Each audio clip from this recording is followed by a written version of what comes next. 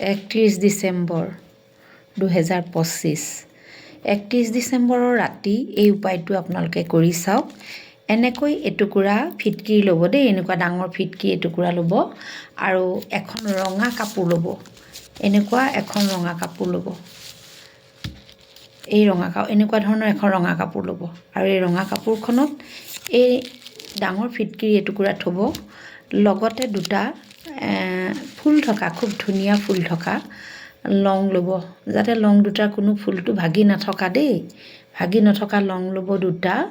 আৰু দুটা আপোনালোকে ইলাচি ল'ব। এয়া দেখুৱাই দিছোঁ মই দুটা ইলাচি।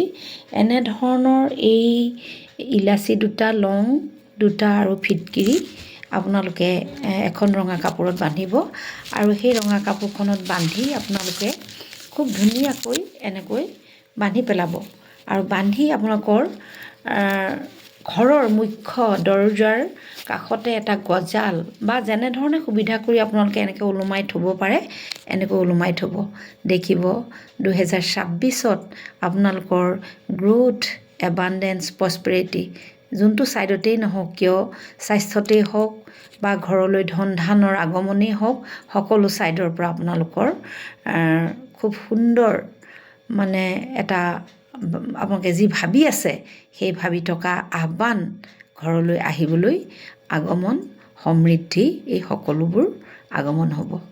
কৰি চাওকচোন আৰু কমেণ্ট কৰিবলৈ নাপাহৰিব, ছাবস্ক্ৰাইব কৰিবলৈ নাপাহৰিব।